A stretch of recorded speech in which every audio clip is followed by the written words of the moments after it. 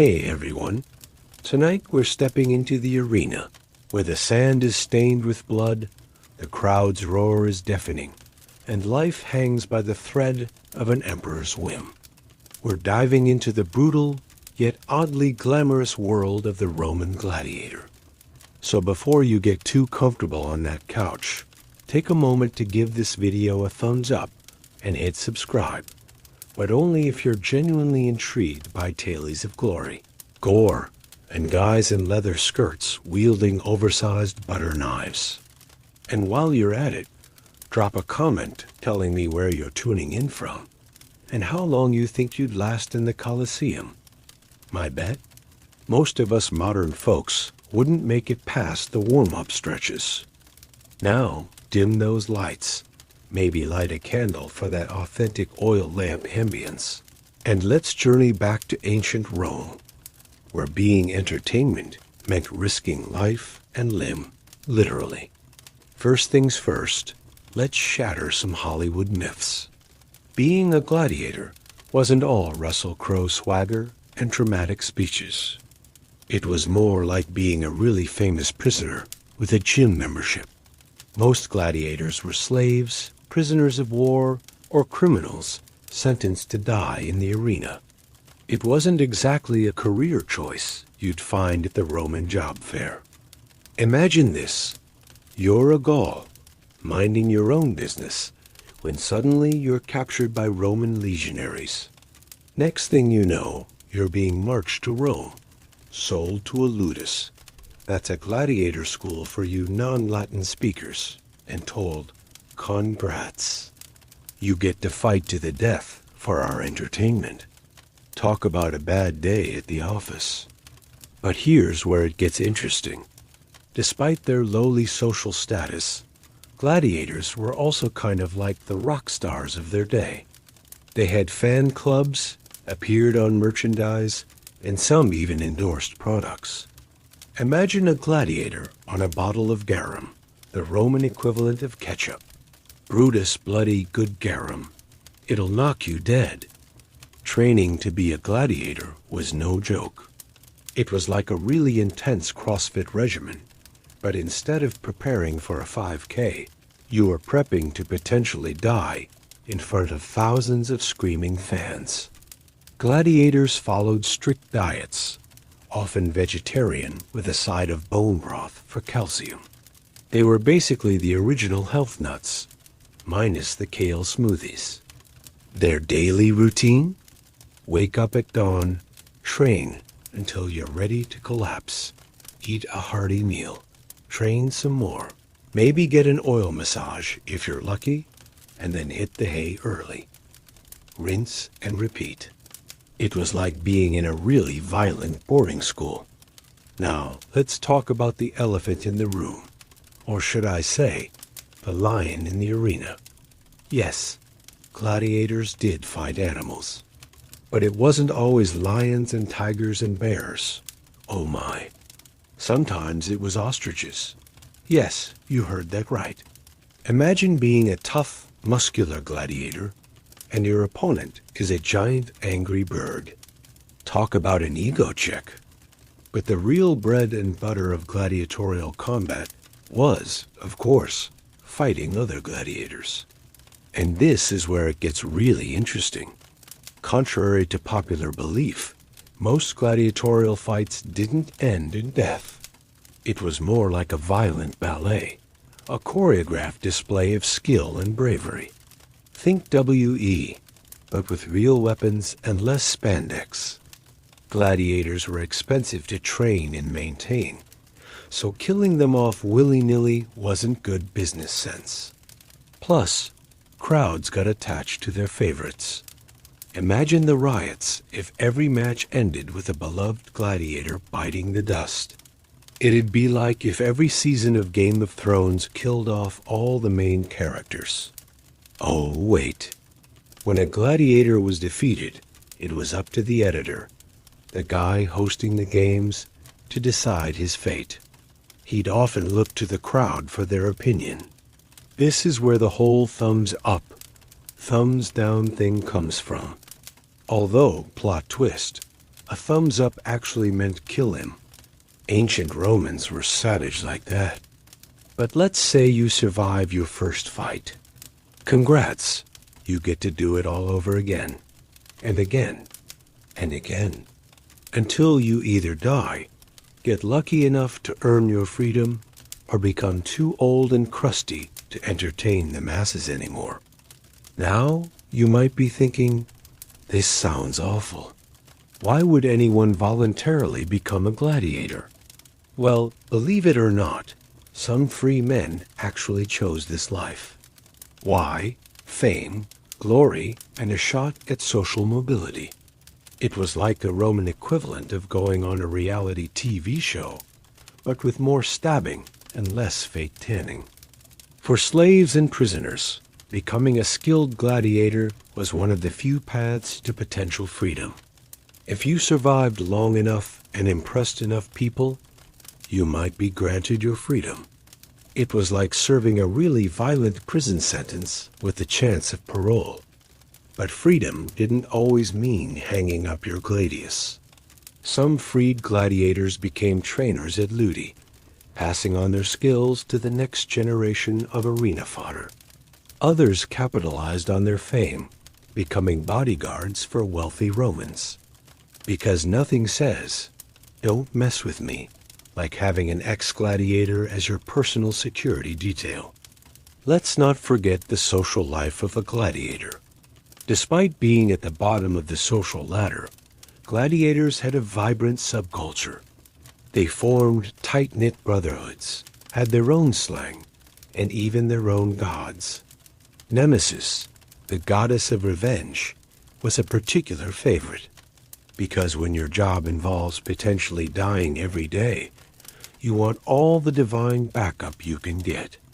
And ladies, hold on to your stolas, because gladiators were considered quite the heartthrobs.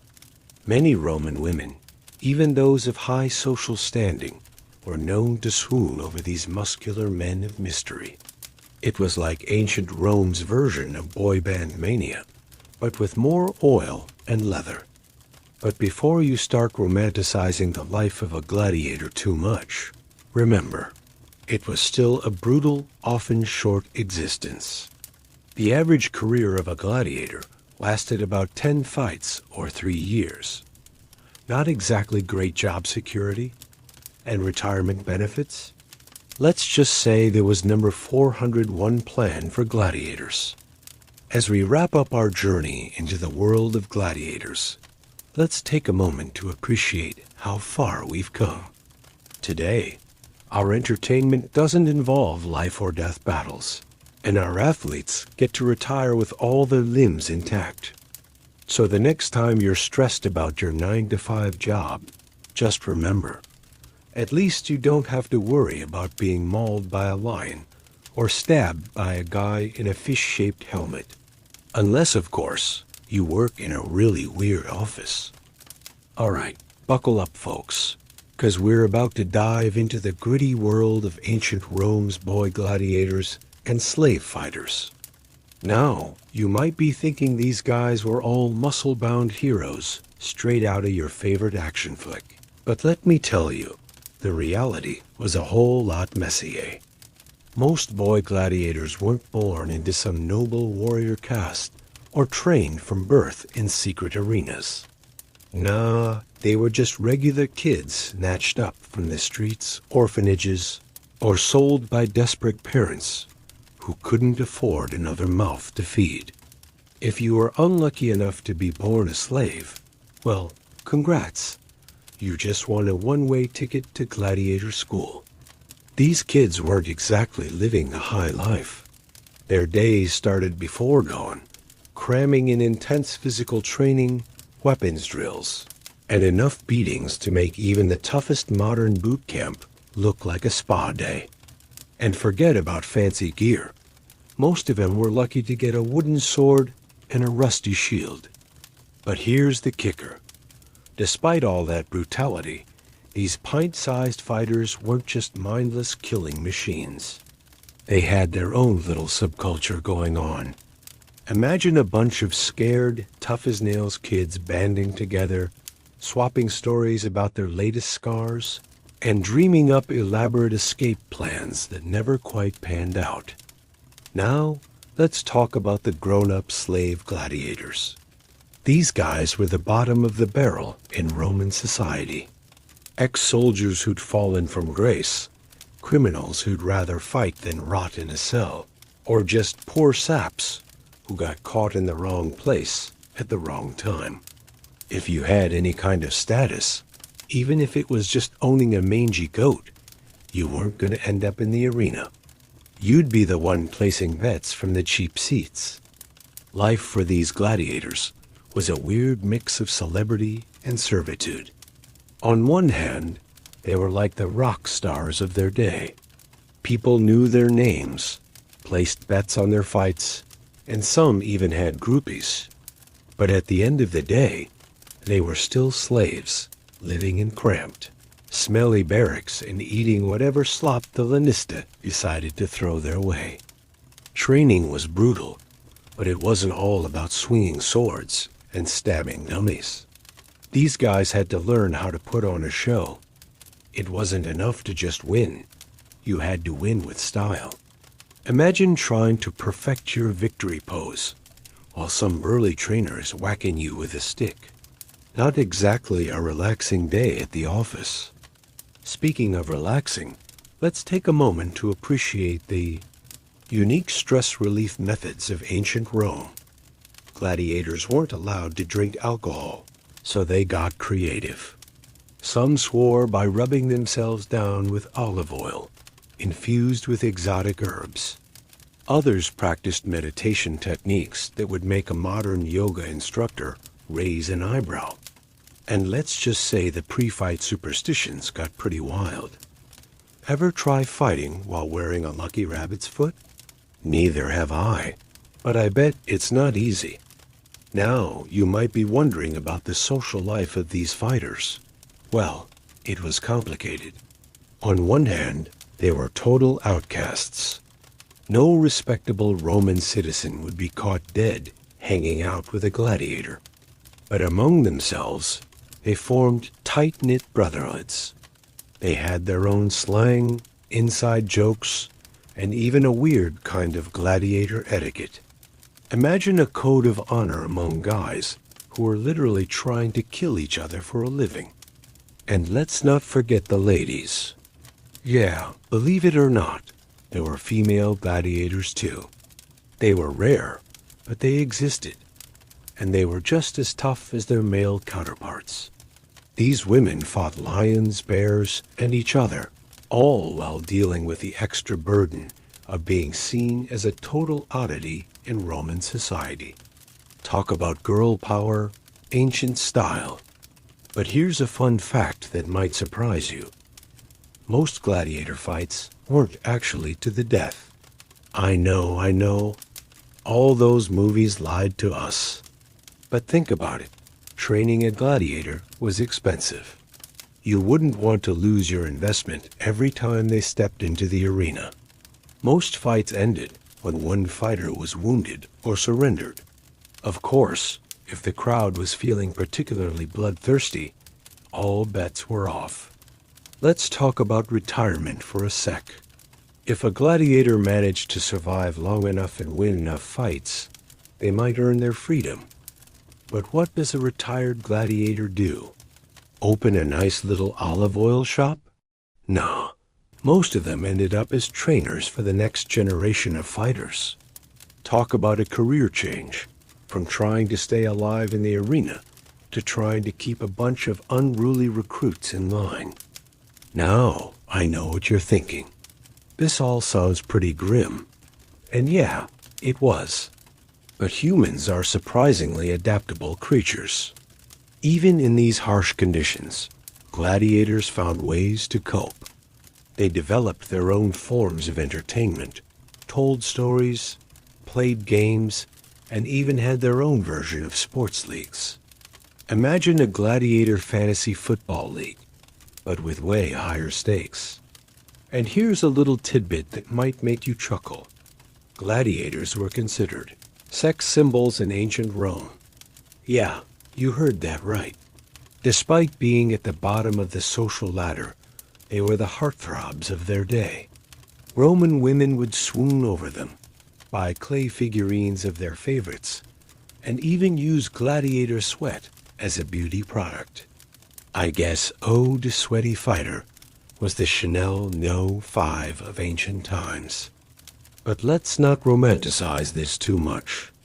Life as a gladiator, especially for the young boys thrown into this world, was brutal, short, and often terrifying.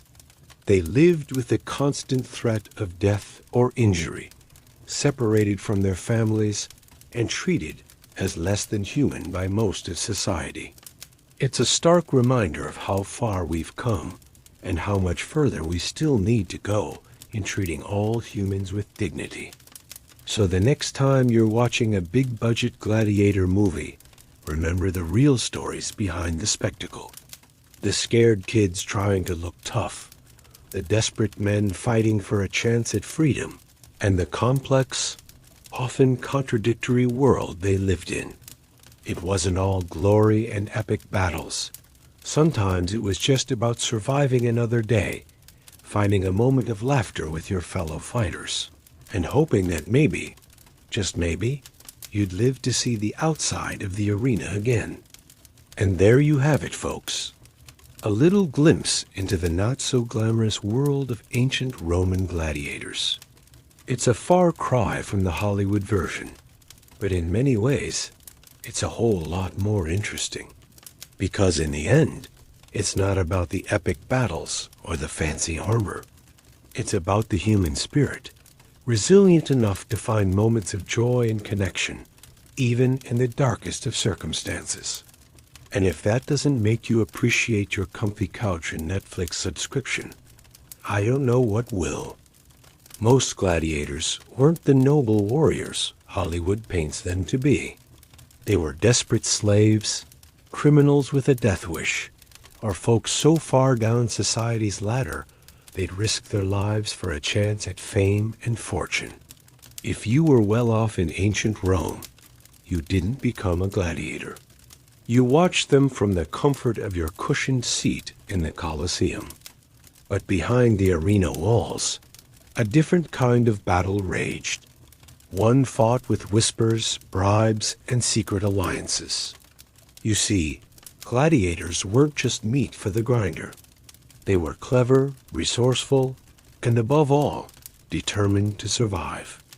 Take Quintus, for example, a former pickpocket from the slums of Rome. He found himself thrust into the gladiatorial schools after a botched attempt to lift a senator's purse. But Quintus wasn't about to let his sticky fingers go to waste. He quickly learned that the real action wasn't in the arena, but in the corridors and back rooms of the ludus. Gladiators, you see, had a vested interest in staying alive, and they'd do just about anything to tip the odds in their favor. Bribing trainers was as common as sand in the arena. A few denarii slipped into the right palm could mean the difference between a dull practice sword and a razor-sharp blade come fight day. But it wasn't just about weapons. Gladiators would bribe their way into easier matches, better food, or even a cushy job as a trainer's assistant. And the trainers? Well, they weren't exactly paragons of virtue. Many were former gladiators themselves, all too happy to supplement their meager wages with a little extra coin. Now, you might be thinking, surely the Lenistas, the gladiator school owners, would put a stop to this? But here's the kicker. They were often in on it too. After all, a popular gladiator was worth his weight in gold. If a little bribery kept the crowd favorites alive and fighting, well, that was just good business. But not all gladiators were content with merely surviving. Some dreamed of freedom, of escaping the brutal life of the arena. And that's where things got really interesting.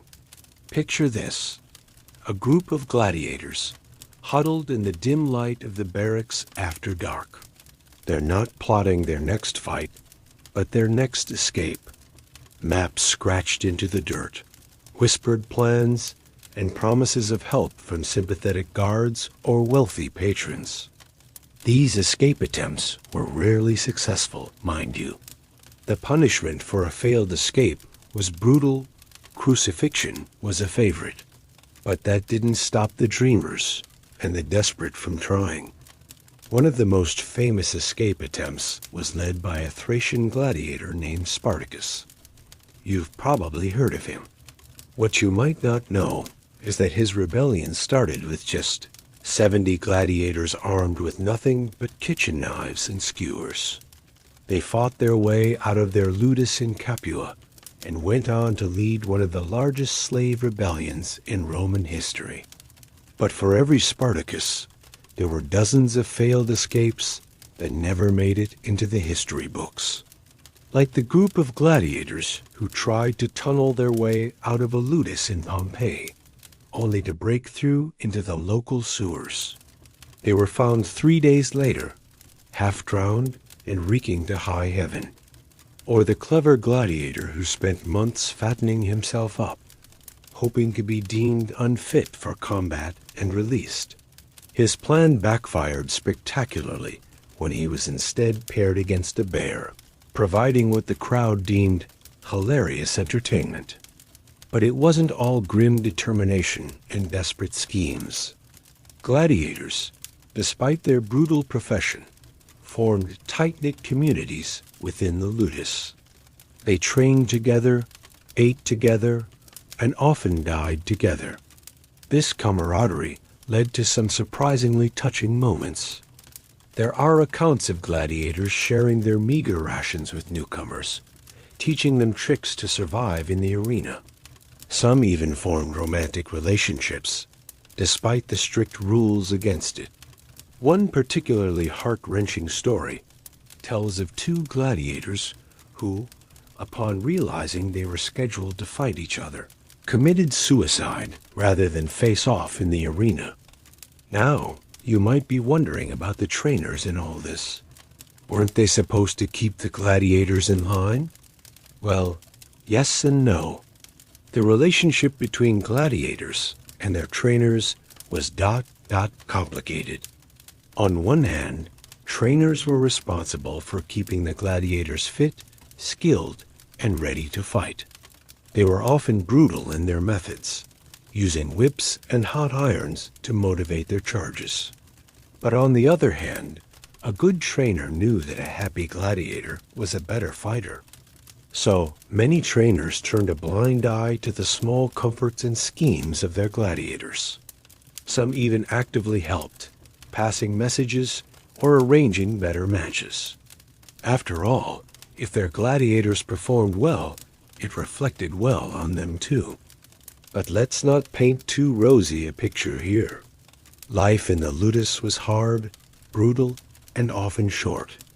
The average gladiator could expect to live about 25 years, if they were lucky. Many died in their first few fights. Yet, despite the danger, or perhaps because of it, gladiators enjoyed a strange kind of celebrity status in Roman society. They were the rock stars of their day, with devoted fans who followed their careers, collected memorabilia, and even named their children after famous fighters. This fame could be a double-edged sword, though. Popular gladiators were expected to fight more often, increasing their chances of injury or death. And those who survived long enough to retire often found themselves at a loss in the outside world, missing the adrenaline rush of the arena. As we wrap up our journey behind the scenes of the gladiatorial world, it's worth remembering that for all the glamour and spectacle of the arena, the real drama often unfolded in the shadows, in the whispered conversations, the secret alliances, and the desperate schemes of those fighting not just for victory, but for survival. So the next time you watch a Hollywood epic about gladiators, remember, the real story was often far more complex, far more human, and far more fascinating than what you see on the screen. It was a world where life and death balanced on the edge of a sword, where alliances could shift as quickly as the sand beneath their feet, and where even the lowly slave could dream of freedom. In the end, perhaps that's the most surprising thing about the world of gladiators. Not the violence or the spectacle, but the resilience of the human spirit, the ability to find hope, to form bonds, and to dream of a better future, even in the darkest of circumstances. And isn't that, in its own way, the greatest victory of all? Most Roman gladiators were slaves, criminals, and prisoners of war, thrust into a brutal world of blood and sand. But that doesn't mean they didn't have their fair share of romantic entanglements and scandalous affairs. Picture this: a sweaty, muscular man, covered in scars and glistening with oil, steps into the arena. The crowd roars, and not just because they're eager for violence. For many Roman women, gladiators were the rock stars of their day. These fighters may have been considered lower than dirt in polite society, but that didn't stop them from becoming objects of desire and fantasy. Now, you might think that being a slave would put a damper on one's love life, but you'd be surprised. Gladiators had a certain ... appeal. They were exotic, dangerous, and most importantly, they were forbidden's fruit. And we all know how tempting that can be. Let's start with the groupies. Yes, gladiators had groupies. They were called ludia, and they were mostly lower-class women who hung around the gladiatorial schools, hoping to catch a glimpse of their favorite fighters. These women would swoon over the gladiators' rippling muscles and daring feats, much like modern-day fans might obsess over a boy band or a sports team. But it wasn't just the common folk who were smitten. Oh no, even upper-class Roman women weren't immune to the allure of a well-toned gladiator. In fact, some of the most scandalous affairs in Roman history involved noble women and these rough-and-tumble fighters. Take, for example, the story of Eppia. She was the wife of a senator, living a life of luxury and respectability. But apparently, that wasn't enough for her. She ran off with a gladiator named Sergius, leaving behind her family, her wealth, and her social standing. And Sergius wasn't even that good-looking. According to the Roman poet Juvenal, he had a big scar on his nose, a lump on his forehead, and his eyes were always watering. But hey, love is blind, right? Now, you might be wondering how these affairs even happened. After all, gladiators were kept under pretty tight security. Well, where there's a will, there's a way. Some wealthy women would bribe the guards to let them into the gladiatorial barracks for a little private entertainment. Others would disguise themselves as servants or slaves to sneak in unnoticed. But it wasn't all secret rendezvous and passionate affairs. Some gladiators actually managed to form more lasting relationships. There's evidence of gladiators marrying and having families, though it was rare. Most of these marriages were to other slaves or freed people, as freeborn Romans were forbidden from marrying slaves. Of course, being in a relationship with a gladiator came with its own unique set of challenges. For one thing, there was always the risk that your lover might not come back from his next fight. Talk about relationship stress. And then there was the social stigma. Being associated with a gladiator could ruin a woman's reputation, especially if she was from the upper classes. But for some women, the thrill was worth the risk. There are stories of women becoming so infatuated with gladiators that they would sell all their possessions just to be with them. One particularly devoted fan even committed suicide when her favorite gladiator died in the arena. Now that's what I call extreme fandom. It's worth noting that not all gladiators were men. There were female gladiators too, known as gladiatresses. They were rare, but they existed, and they probably had their own admirers and romantic entanglements. Imagine the scandal of a noble Roman man sneaking off to meet his gladiatrix lover. Now, let's talk about the shall we say, physical aspects of these relationships. Roman society had some pretty interesting ideas about sex and masculinity. Gladiators were seen as the epitome of masculinity, and it was believed that their sweat and blood had aphrodisiac properties. Women would collect the sweat and blood of gladiators to use in love potions or beauty treatments. I guess Eau de Gladiator was the Axe body spray of ancient Rome. But it wasn't just about physical attraction. Some women were drawn to gladiators for their courage and skill. In a society where most men lived relatively safe, comfortable lives, the bravery of gladiators was seen as incredibly attractive.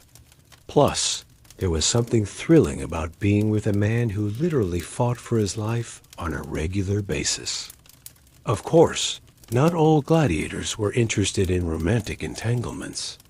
Many were focused solely on surviving their next fight and hopefully earning their freedom. But for those who did engage in affairs or relationships, it added an extra layer of complexity to their already challenging lives. Imagine trying to maintain a relationship when you might die at any moment, or trying to woo a woman when you're covered in scars and fresh wounds. It certainly puts modern dating problems into perspective, doesn't it? But despite all the challenges and risks, love found a way. There are numerous examples in Roman literature and historical records of gladiators, forming deep emotional connections with their lovers. Some of these stories are touching, some are tragic, and some are downright scandalous. Take the story of Priscus and Verus, two gladiators who fought each other to a draw in the Colosseum. The crowd was so impressed by their skill and bravery that both men were granted their freedom. According to legend, they then opened a gladiatorial school together and became lovers. Now that's what I call turning enemies into friends. And then some? Or consider the tale of the gladiator Spiculus, who was said to be Emperor Nero's favorite. Nero supposedly lavished Spiculus with gifts and honors, treating him almost like a lover. Whether their relationship was actually romantic is up for debate, but it certainly caused quite a stir in Roman society. But perhaps the most famous gladiator love story is that of Spartacus and his wife. While we don't know much about their relationship, we do know that she was a Thracian priestess who was enslaved alongside Spartacus. She stood by him during his famous rebellion, and some accounts suggest that she was a key figure in inspiring and organizing the revolt. Now, I know what you're thinking. All this talk of romance and scandal sounds pretty exciting, right? But let's not forget the harsh realities of a gladiator's life. These men lived with a constant threat of death hanging over their heads. They were treated as property, forced to fight for the entertainment of others. Many gladiators died young, their bodies battered and broken by years of combat. Those who survived often bore terrible scars, both physical and emotional. It's a testament to the human spirit that even in these brutal conditions, people still found ways to connect, to love, and to find moments of joy. So the next time you watch a movie about gladiators, remember that the reality was far more complex than what you see on screen. These weren't just mindless brutes or noble heroes. They were real people with hopes, fears, and yes, romantic lives. They loved, they lost. They had affairs and scandals, just like people do today. In the end, the story of gladiators and their lovers is a very human one. It's a story of desire and danger, of forbidden love and societal expectations. It's a reminder that even in the most difficult circumstances, people will always find ways to connect with each other. So the next time you're having relationship troubles, just be glad you're not trying to date in ancient Rome. At least your significant other isn't likely to be eaten by a lion in the near future. Unless, of course, you're into that sort of thing. But that's a whole different kind of scandal. Despite the chaotic lifestyle of the Roman gladiators in the arena, there was a very small chance of there being a light at the end of the tunnel. For a lucky few, retirement wasn't just a dream. It was a hard-won reality. If you survived long enough in the Colosseum, you might just earn your freedom. But what then? You couldn't exactly update your LinkedIn profile with professional stabber and expect job offers to roll in. No, life after the arena was a whole new battle. Picture this. You're a retired gladiator. You've spent years dodging swords and spears, and now you're trying to dodge social awkwardness at the local market. Oh, you're that guy who used to kill people for sport? Lovely. How much for these figs? But here's the kicker. Some of these battle-hardened warriors actually chose to go back to the arena. Yeah, you heard that right. They'd finally won their freedom, and they were like, nah, I think I'll go back to the place where people try to murder me daily. Talk about a weird career move. Now, let's dive into the nitty-gritty of gladiator retirement. First off, if you manage to survive long enough to retire, you are already beating the odds. Most gladiators didn't make it past their mid-20s. So if you're pushing 30 and still breathing, congrats. You're basically the gladiator equivalent of a centenarian. When a gladiator won his freedom, he was given a wooden sword called a rudis. It was like the Roman version of a gold watch at a retirement party, except instead of telling time, it reminded you of all the times you almost died. Neat, right? But freedom didn't mean instant riches. Most retired gladiators weren't exactly rolling in denarii.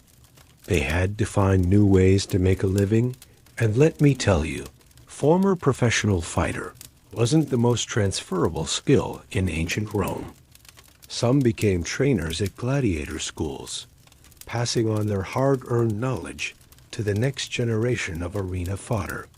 It was like being a high school gym teacher, but with more deadly weapons and less whistleblowing. Others turned to less savory professions. Bodyguarding was a popular choice. After all, who better to protect you from getting stabbed than someone who's an expert at stabbing? It was the ancient Roman equivalent of hiring an ex-hacker to beef up your cybersecurity. But here's where it gets really interesting. Some gladiators, after tasting freedom, voluntarily returned to the arena. I know what you're thinking. What in Jupiter's name would possess someone to do that? Well, buckle up, because the reasons are as fascinating as they are bizarre. For some, it was about the fame. Gladiators were the rock stars of their day.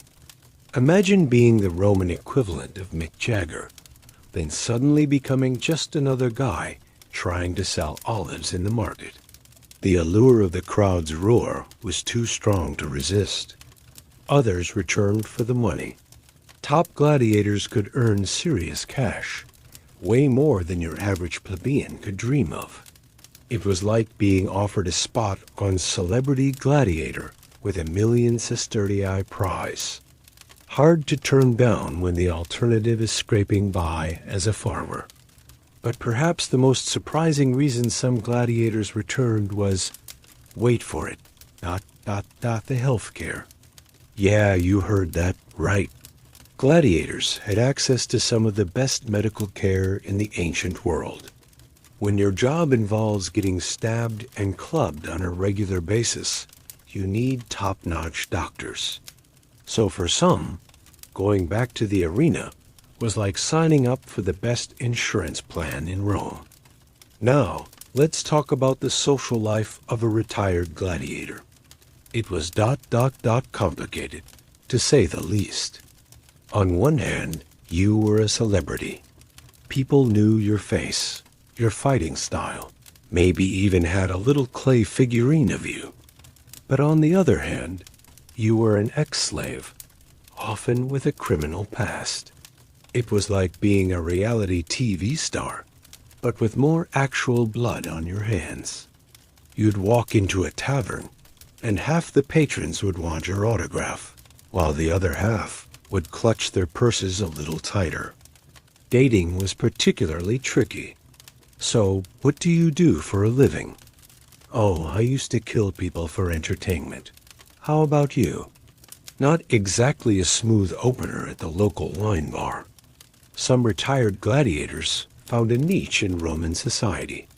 They became entertainers, reenacting their famous battles for wealthy patrons. It was like dinner theater, but with more stabbing and less overcooked chicken. Others tried to blend in, taking up trades or becoming merchants. Imagine buying a loaf of bread from a guy who used to fight lions for a living. Your bread is a bit stale. Listen, pal, I once wrestled a bear. You'll eat the bread and like it. But for many, the transition to civilian life was tough. PTSD wasn't exactly a recognized condition in ancient Rome. These guys had spent years in a kill-or-be-killed environment. Adjusting to a world where your biggest daily threat was stepping in horse manure took some doing. Some found solace in religion, dedicating themselves to various cults and mystery religions. It was like ancient Roman therapy, but with more animal sacrifices and fewer couches. And then there were the reunions. Ex-gladiators would sometimes get together to reminisce about the good old days of trying to disembowel each other. It was like a high school reunion, but instead of comparing job titles and kids' photos, they compared scars and kill counts. As we wrap up our journey through the weird and wonderful world of gladiator retirement, let's take a moment to appreciate the sheer absurdity of it all. These men went from being at the bottom of society to celebrities, then had to figure out how to be normal people again. It's a reminder that no matter how bizarre or difficult your job might be, at least you don't have to worry about transitioning from professional killer to respectable citizen. Unless, of course, you're a hitman reading this, in which case, maybe consider a career change? So the next time you're stressed about your 401k or wondering if you should switch careers, just remember, at least you're not a retired gladiator trying to explain your resume gap to a potential employer. Well, I spent the last decade in an arena ... No, not that kind of arena. More stabby, less sporty. And who knows? Maybe in 2,000 years, people will look back at our careers with the same mix of fascination and bewilderment. Can you believe they used to sit in tiny cubicles staring at glowing rectangles all day? How barbaric. If you were well off, you didn't become a gladiator. You watched them. If you had a title, land, or even a goat to your name, you were in the stands. But if you just escaped Dada's prison, had a reputation for violence, and could sneak into the ludus, you might find yourself facing a lion for the entertainment of thousands. But the Colosseum wasn't just about entertainment. Oh no, it was a grand stage for political theater, where emperors and senators played their games of power and manipulation. Behind the scenes, the real show was unfolding, and it wasn't pretty. Imagine you're a Roman citizen, living in the shadow of the mighty Colosseum. You wake up to the sound of hammers and saws, as workers prepare for another day of blood and spectacle. The air is thick with anticipation, and the streets are buzzing with rumors about today's games. But what you don't know is that every aspect of the show has been carefully orchestrated by the powers that be. The Emperor, let's call him Gluteus Maximus, is feeling a bit insecure about his popularity. His latest tax on olive oil hasn't gone down well with the plebs. So, what does he do? He throws the biggest, most extravagant games the city has ever seen. Hundreds of exotic animals, dozens of gladiators, and enough blood to paint the Colosseum red twice over. It's not just entertainment. It's a distraction, a way to make the people forget their empty stomachs and focus on the spectacle before them. But it's not just the emperor playing these games. Senators, those toga-wearing schemers, are in on it too. They sponsor gladiators, not out of the goodness of their hearts, but as a way to gain favor with the masses. It's like ancient Roman marketing, but instead of billboards, they have muscular men stabbing each other. And speaking of stabbing, let's talk about settling scores. You're a powerful senator, and your rival has been a thorn in your side for years. What do? You can't just have him killed. That would be too obvious. Instead, you arrange for his favorite gladiator to face an unbeatable opponent. When the crowd sees their hero fall, they'll associate that loss with your rival. It's petty, it's cruel, and it's politics at its finest. But let's not forget the gladiators themselves. These poor souls, most of them anyway, didn't choose this life. They were prisoners of war, slaves, or criminals, condemned to die for the entertainment of others. Some were volunteers, desperate men seeking glory, or at least a decent meal. They lived in harsh conditions, trained relentlessly, and faced death every time they stepped into the arena. Yet for all their suffering, gladiators were also celebrities of their time. The crowd loved them. Women swooned over them, and children played with little gladiator dolls. It was a strange mix of adoration and disposability. One day, you're the hero of Rome. The next, you're lion food. And then there were the animals. Oh, the poor animals. Brought from every corner of the empire, these exotic beasts were as much victims as the gladiators. Lions, tigers, bears, elephants, even the occasional crocodile or hippopotamus. They were starved, agitated, and thrown into an alien environment to fight for their lives. It was a spectacle of cruelty that makes modern zoos look like five-star hotels. But here's the thing about the Colosseum that might surprise you. It wasn't always about death. Sure, plenty of gladiators and animals met their end in the arena, but it wasn't the bloodbath we often imagine. Many fights ended without fatalities. Skilled gladiators were valuable assets, and their owners didn't want to lose their investment. It was more like a violent dance, a performance of skill and bravery, rather than a mindless slaughter. And let's talk about the logistics of running this massive operation. The Colosseum wasn't just an arena. It was a complex machine. Underneath the floor was a maze of tunnels and lifts, operated by an army of slaves and workers. They could raise animals, gladiators, and elaborate sets into the arena, creating spectacular entrances that would make modern WWE wrestlers jealous. But all this spectacle came at a cost. The games were incredibly expensive to put on. Emperors and wealthy patrons spent fortunes on these events. It was a way to show off their wealth and power, but it also drained the treasury. More than one emperor found themselves in financial trouble because they couldn't resist the allure of bigger and better games. And what about the audience? They weren't just passive spectators. The crowd was an active participant in the games. They cheered, they booed. They decided the fate of defeated gladiators with a simple thumb gesture. It was like ancient Roman Twitter, but instead of canceling someone, you could actually have them killed. But here's the real kicker. For all the manipulation and political maneuvering, the game sometimes backfired spectacularly. Emperors who tried to use the arena to boost their popularity could find themselves facing a hostile crowd if the spectacle didn't live up to expectations.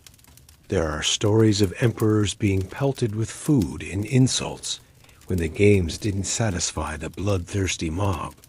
And let's not forget the occasional act of defiance. There were gladiators who refused to fight, animals that wouldn't cooperate, and even rare moments when the crowd turned against the whole spectacle. These moments were few and far between, but they remind us that even in the face of overwhelming power and manipulation, the human spirit can still rebel. As the sun sets on another day of games, the crowd files out of the Colosseum, their bloodlust sated for now.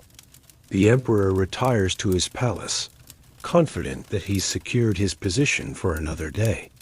The senators plot their next moves, the gladiators nurse their wounds, and the animals, those that survived, are locked away until the next spectacle. And so, the great political theater of the Colosseum continues.